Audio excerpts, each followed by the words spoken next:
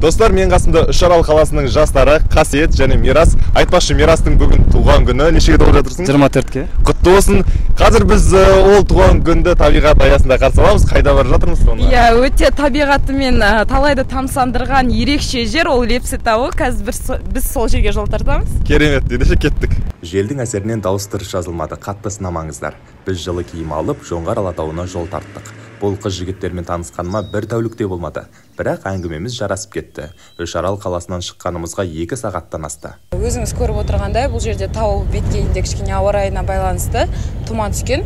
Бірақ десе де қазір сейіліп барады.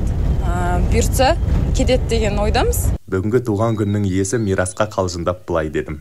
Қазір егер тауда тұман болса, онда сенің мінезің нашар деген сөз. Бұл Лепсі ауылы. Табиғатын сөзбен суреттеу қиын, көрікті мекен. Ауыл мешітін айтсаңызшы, тағы 20 километр жүріп, мынадай көрініске тап болдық. Бүгінгі туған күн иесі, міне, Лепсіге бірінші рет келіп тұр. Бірінші рет. Қалай?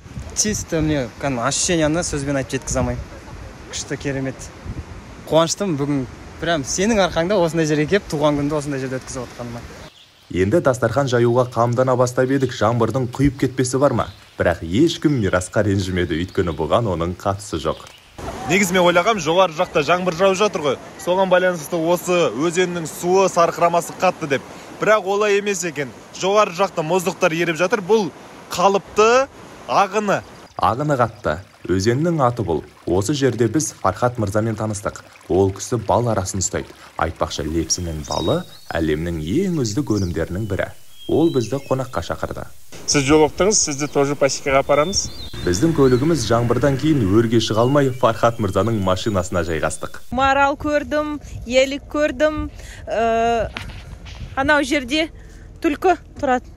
Анау нара бар. Аюды көргенде көңіл күйіңіз қалай болды? Ой, жақсы. Аю күшті ғой. Үлкен бас мұнандай. Заринаның әңгімесін көлікте де тыңдадық. Шіркін, саяхат осымен қызық қой. Танысу, жаңа оқиға, керемет көрініс. Міне, тау жиегіндегі омарта шаруашылығы. Осындай әсем табиғаттың жұпар гүлінің нәрін жұтып жүрген араларында арман жоқ шығар. Негізі көзбен көру мен видеодағы көрініс екі бөлек қой, айырмашылығы жер мен көктей. Дәл қазіргі мен көріп тұрған бейнені сіздер де көрсеңіздер ғой. Ләззат алатын едіңіздер. Қазір осы самаурынның шайын ішеміз. Бұл түтіндеткіш, аралардан қорғану үшін. Фарида, сіз неге қолыңыздан гүл тастамайсыз? Шай ішеміз. Осы гүлмен шай ішеміз? Табиғат аясына шатыр тігіліп, дастархан жайылды. Жаңағы гүлмен демделген шай, оған табиғи балды қосып, қазір дәмін көреміз.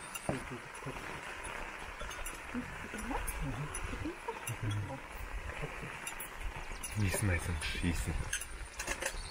Бұл аралар жинаған гүлдің тозаңы, дәруменге бай, әрине дәмін көрдім. Білесіздер, жылқының қымызы болады ғой. Ал Фархат мырза маған былай түсіндірді. Бұл араның қымызы деді. Балдан жасалған сусын, қазір дәмін көрейін. Фархат аға, точно нормально ма? Чуть-чуть деп қазір бірақ жұтып жүрейін. Қышқыл, өте қышқыл. Міне Фархат ағаның үйінде қонақта болдық. Негізі басымыз бірігуі екі талай еді. Өйткені мен Елордадан келдім. Бұл жерде Үшаралдан, Алматы қаласынан келіп отырған тұрғындар бар.